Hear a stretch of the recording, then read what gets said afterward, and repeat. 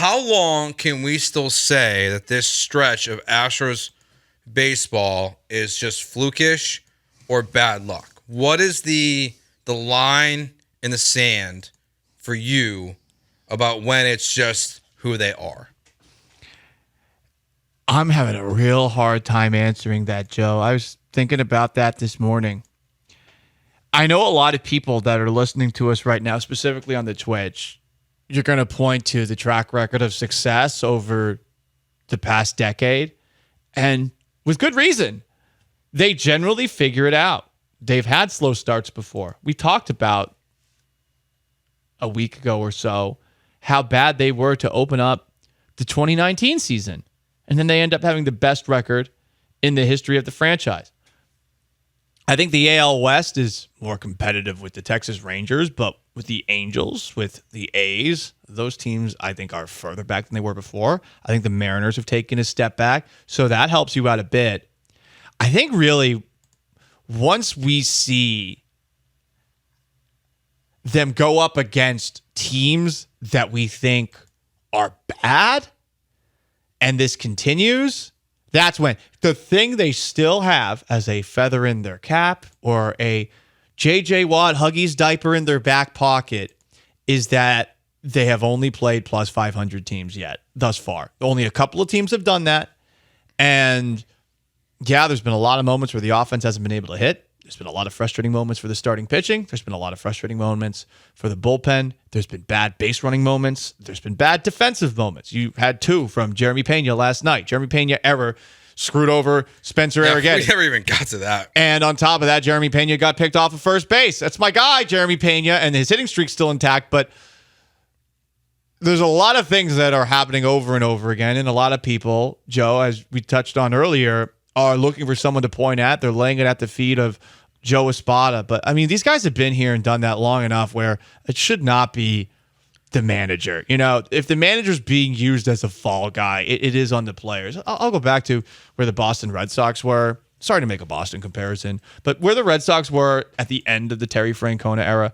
2004, his first year after he takes over for Grady Little, they win the World Series. They win a World Series a few years later. 2011, they had an epic collapse down the stretch. Kind of like the Astros had they missed the playoffs. And you're looking at them and you're thinking to yourself, damn, what the hell happened? Did the manager, his message just get lost or something like that? Mm-hmm. So they bring in Bobby Valentine the next year, who's a disaster. Then they bring in John Farrell, and if I'm not mistaken, I think they won the World Series like not too long after Farrell comes into the building, because 2011, 2012, 2013. So I don't know that John Farrell made things better.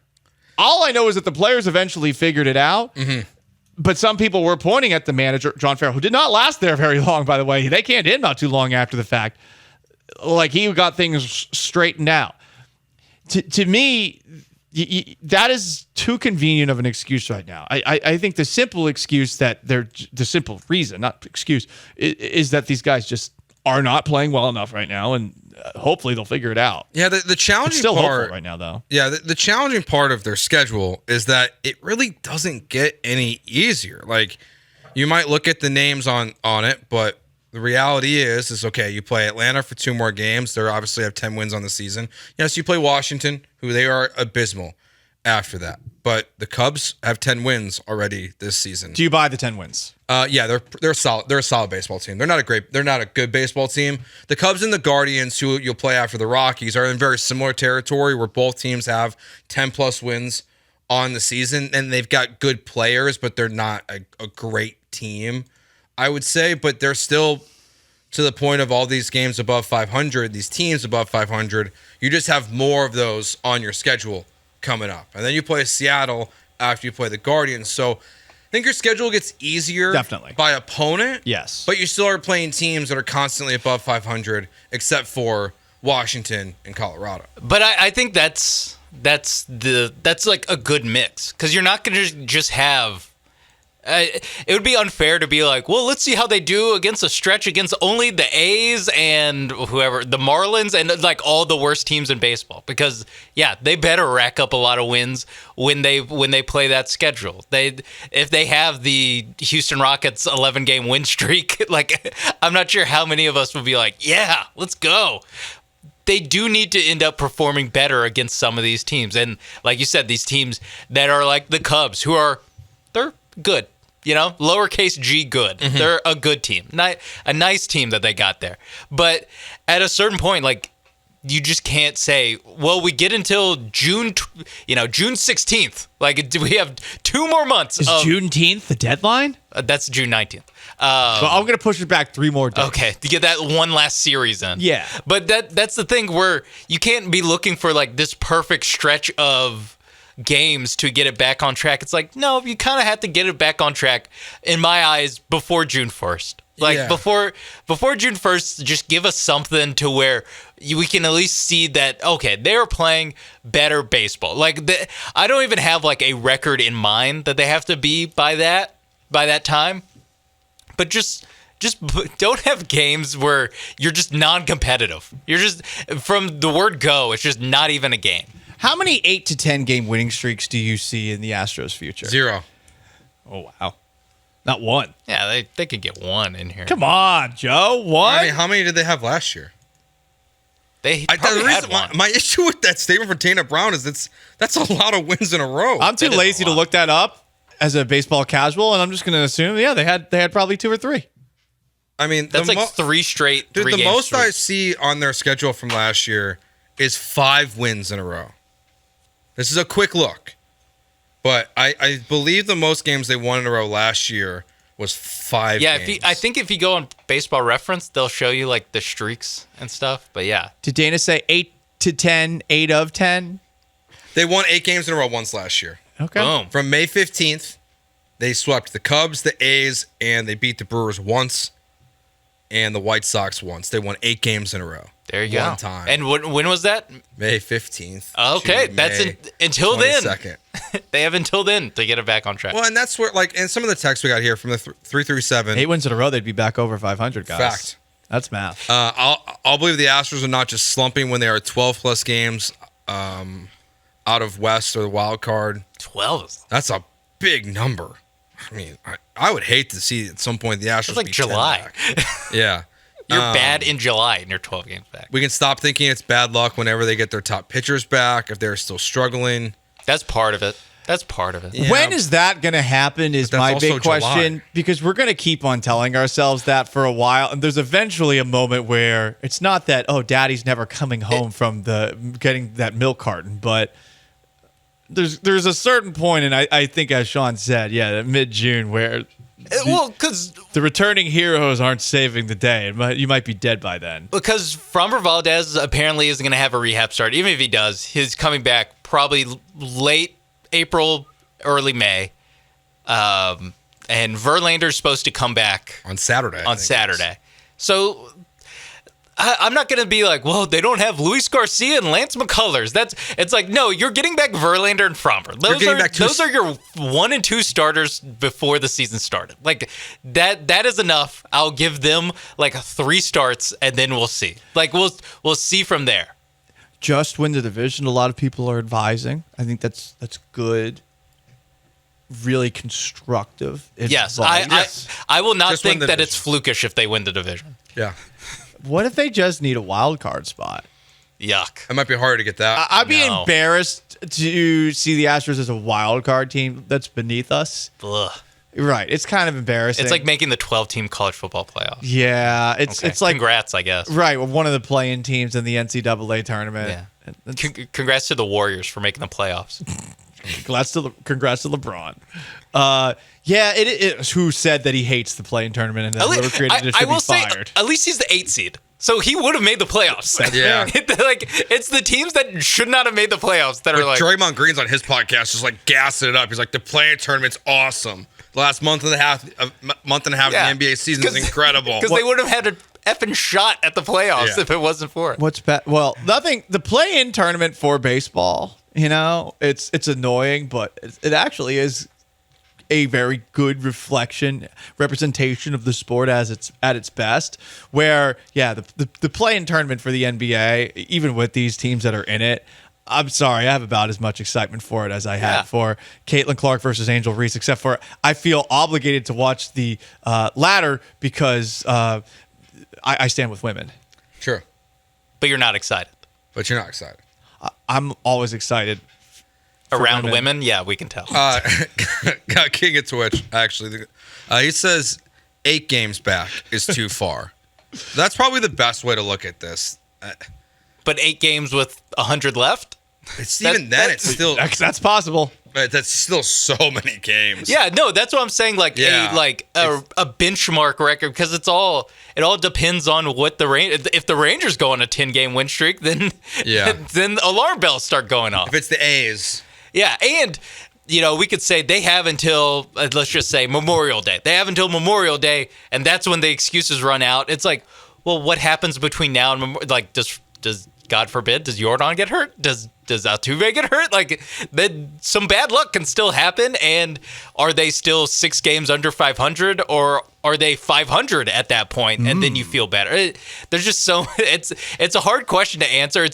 It's a little bit of like, well, I'll know it when I see it, and our patience just runs out. Yeah. There will be a point, though, even if they do win, say the random horrible starts continue, or say the random bad outings from bullpen arms you're supposed to trust in happen while they're winning, or the runners in scoring position, left on base thing happens, and they have a better record right now. They're closer to the top. At some point, they're that team.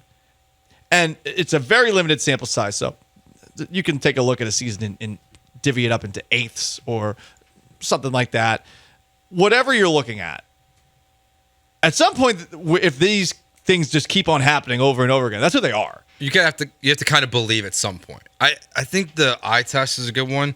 So the text line points out here that they kind of will trust Vegas on this one, which I don't hate that angle. Right now, the Astros are still plus 950 to win the World Series. They're still the 4th betting favorite to win the World Series. That's lame. I thought we'd get some better action. That's why I'm talking like this. I want to go to mybookie.ag. The Rangers are we're going to be in La Verge on Tuesday night and double Wednesday. down. Okay, so they need to lose some more games before we go to the Verge, and then we can get a better odds. We put in our bet, 10-game win streak. Yeah, who can help us out on that front? The Rangers are plus I'll text 1,200. Forrest Whitley. Forrest Whitley. I'll try to compromise JP France. How about somebody who's more. got some options left? Hunter Brown. Yeah. Let's tell Hunter Brown, hey, Hunter Brown, keep doing what you're doing. Yeah. Listen, you won't end up like that one guy in basketball whose name I keep forgetting. Jonte Porter. Jonte Porter, yes. Michael Porter's brother. I know. I always think it's not Michael Porter. Is this Kevin Porter Jr.? You could just say Michael Porter is the one that's doing interviews with Lana Rhodes. Jonte Porter is the one.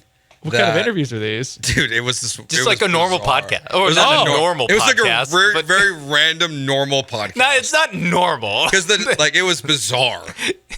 But it's like Lana weirdly, Rhodes, for those who don't know, adult film star. It's weirdly, for those who don't Some don't know. It's true. True. Because Pornhub is banned. I've never watched.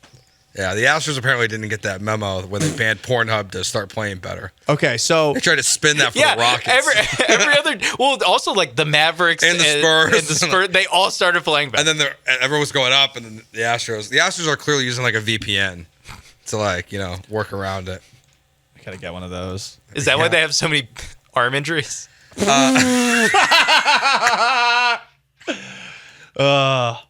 I need a VPN so I can watch MLB TV and not pay Fubo TV anymore. Every single time I see a Fubo TV commercial during these Astros broadcasts or Tuck House is reading a liner for it, I'm like, these people are thieves. The terrible app, the terrible, awful lack of response time by these god-awful remotes.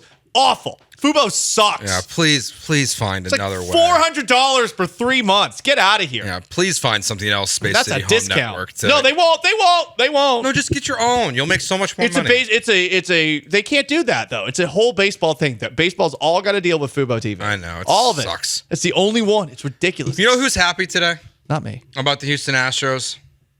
Probably the guy tweeting out pumpkin emojis. We got to have him on. We do. There's one person that's actually celebrating what's going on with the Houston Astros, even though they do a Houston Astros podcast. Jeremy Booth, your friend, soon to be guest on the show at some point, I would imagine.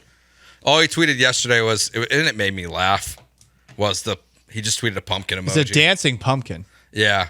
He said, I must have missed the parades with the dancing pumpkin emoji. If you listen to our radio show on Friday at Jack's, we played his comments about why the Astros have done a little too much tinkering with the lineup, specifically with Yordan Alvarez in the 2 spot. He's had a lot of pushback from folks online, and he addressed them as pumpkin. Yes. And then TL didn't listen.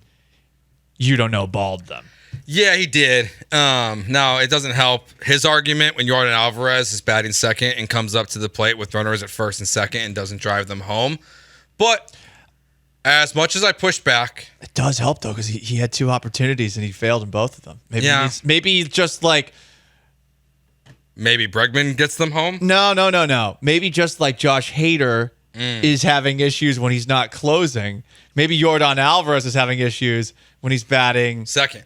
Exactly. Okay, I went back and listened to the Jeremy Booth stuff because I want to be fair when we do have him on, even though I very much disagree with his takes. I'm just going to sit back and let you guys have it out. My biggest, after re-listening to it, he is, I hear you, Paul, okay? I'm on Twitter too much, okay? You are definitely on Astros Twitter too much. I'm on too much. But I went back and listened to the Jeremy Booth stuff last year about when he talked about no one wants to come be the manager here because of Astros Twitter. And that, and then when he made his comments, he about the lineup stuff in that clip we played on Friday, he specifically said to Astros Twitter and to Astros fans, you got your guy in Joe Espada. And then you see what happens yesterday in his tweet. What I really do believe is happening, and I don't know if he'll admit this or not, but my just opinion is that Jeremy Booth is very unhappy with Dusty Baker not being the manager of this team and the way he was treated by the fans and by the organization. And that is where I think that this vitriol is coming from. Jeremy Media Booth. too. And media, yeah. I think it's a all of the above, right? He does not like that Joe Espada is the manager of this team and that Dusty Baker is not. That's just it's when I hear his words, it seems every issue he has is directly with all of Espada's decisions, and he either just straight up doesn't like Espada or he's unhappy that Espada's the manager. But maybe that frustration with Espada is really frustration with Dana Brown, who hired Espada and seems to have hands-on in what the Astros do on a day-to-day basis, because most of the new school general managers do have that kind of input. They're telling the managers what to do. They're telling them how to fill out the lineup card. I will say most new school general managers also don't have to listen to 3 former players and their owner also have thoughts. It is an interesting chain of command. It is. I actually think that Dana Brown might be the least powerful GM in baseball. Yeah. Reggie Jackson definitely did not make us feel better about his power. It does The feel fact there's 6 puppet-esque. voices in the room just seems like a lot to me. Now, I have a little bit of bad news because to connect to the last segment to this one, the more that this stuff keeps happening, he's starting to win me over a little bit. Oh, no. It's not working well enough. So I like the fact that Joe Espada will make Jose Abreu bat 8th, but I don't know why, when you're not driving guys in consistently as an offense, why he's not willing to split up Kyle Tucker and Yordan Alvarez, why he's not willing to put Alex Bregman second and go back to the way the lineup was before. Like, he's willing to change some things, and I will give him credit for that, but other stuff in the lineup is clearly not working when you're not driving in runs on a consistent basis. Now, we've seen when things are really rolling, the lineup's awesome with the way it's set up. Like when the bottom of the order is moving, Alvarez and Altuve and Tucker are driving these guys home, but on a consistent night in, night out basis, part of me is like, maybe Jeremy's a little right. And I don't want him to be right. And I still think he's wrong for the most part.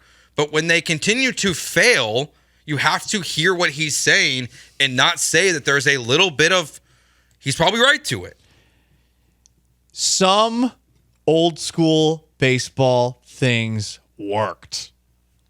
This is why I don't like the super analytically minded baseball people out there, because the condescending nature with which they look at the past of the sport and towards the future is, 1, disrespectful, but 2, implies that no one has ever been successful ever until these new ideas were incorporated. 100%. Let's take a look at the runners in scoring position problem, the left on base problem. Yesterday we touched on it. The Astros are not alone in terms of teams that have offenses that are loaded, getting guys on base, and not doing anything with those guys on base. The Pirates are, I think, off to a good start again, right? Yeah, they're solid this year so far. So the Pirates were dead last. You saw the Yankees, you saw the Braves. And that kind of goes back to just the way that the sport used to be played. Baseball used to be about not necessarily trying to smash the ball into outer space when there's a couple of guys on. Mm-hmm. It used to be for some people just about, hey, just put the ball in the outfield. Just keep going. Just keep moving them. Get on base or drive the guys home with a single or something like that. So this also might be just a bigger sport problem. And hey, if you approach it that way, instead of where we're at now, where launch angles are the biggest focus and everyone's trying to knock the ball out of the park, well, perhaps a zag for teams is to play a little bit more small ball in these situations, which seems like an old school idea, or to change the lineup up and go back to some of those old school ways and tell the players, hey, now that the shift is gone, like if you want to just slap the ball into the outfield, you should have the ability to do that. So I'm wondering if somebody's going to take that approach. And I get it. I'm not the biggest baseball expert here, but I am all for trying new things. And it does feel like this is a sport-wide problem. So trying old school things, that should not be completely off the board. I agree. And maybe the people that are claiming that the way it used to be done is stupid. How dare anybody have the audacity to raise their hand and say, well, why not this? Which Jeremy was doing at first. Now he's just being aggressive and trolly with it. Yeah, I wonder about that. I do have a question, though. Who bats second, then? Bregman. So the guy who hasn't had a good start to the year until last night? 2 hits last Or night. maybe it's... He's in the middle of a hitting streak. Maybe okay, it's Tucker. But where was he hitting when that hitting streak started? If I were to do it more, I would probably put Tucker... So now you're just flipping Tucker and Jordan? I would put Bregman in between those two guys. That would be my change. So it'd be... Whether it's Alvarez at 2 and Tucker at 4 with Bregman in the middle. But then you haven't solved the Alvarez at 2 problem.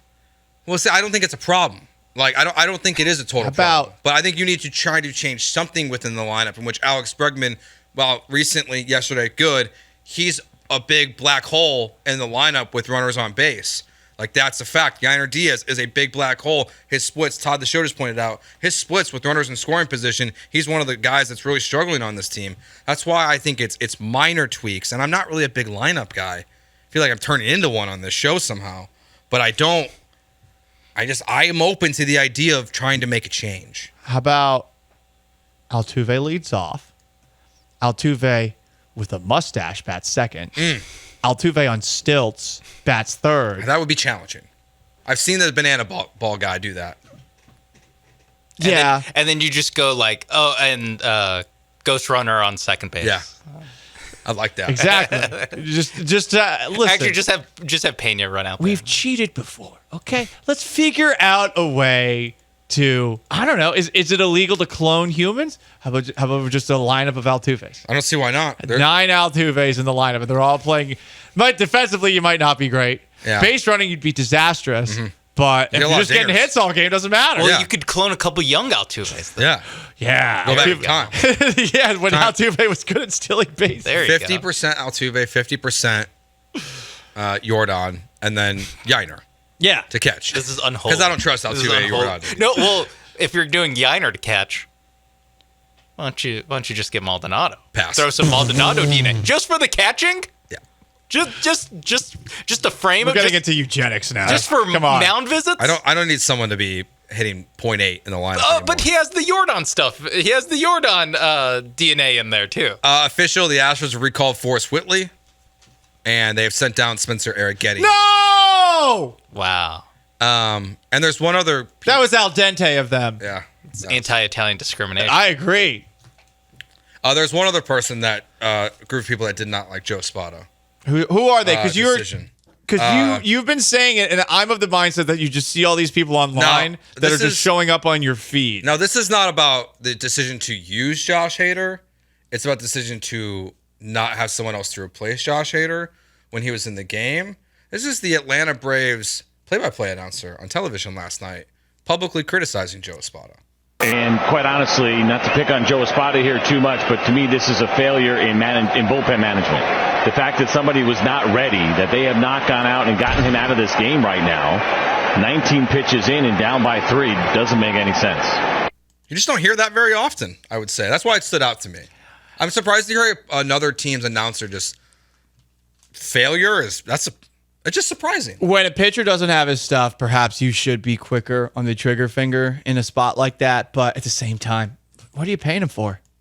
Yeah, that I agree with. This one, to me, it's like, also him throwing in there 19 pitches, like, that's not that many pitches to get another guy warmed up, especially when you're going 10 seconds every pitch. Yeah, that's where I would disagree with him, too, is like, what are you going to, every time Josh Hader gets on the mound, you're going to throw someone up in the bullpen to get him ready? That seems like a bad idea. Yeah, no, this is where it comes back to what we talked about in the first hour, where this specifically this criticism by the Braves announce team, the criticism should be Josh Hader pitch better. Agreed. Don't need to have your manager come pull you before your 19th pitch. As long as the tomahawk chop still exists, It was at Minute Maid last night. I think Braves broadcasters should focus on the issues that matter, like racism. Hashtag end racism. I'm sure their Georgia fan base would love that. Yeah, the tomahawk chop was live at Minute Maid Park yesterday. There's a lot of Braves fans there. Yeah, there's a lot of Braves fans in the greater southeast of the United States. Lots in St. Pete when I was in high school. They were on TBS, right? Yeah, I mean that was the biggest was. reason. They were the cable team, Yeah. so you could watch them anywhere. But before the Rays became even remotely watchable, most of the people that I went to high school with were either Yankees fans because the minor league team played in Tampa, or Braves fans. Yeah, other than the Astros, and the Rangers, the only team like in the South until the Rays and Marlins was like the mid '90s. The Braves was just the Braves. And by the way, the mid '90s, pretty good for the Braves. Very good for the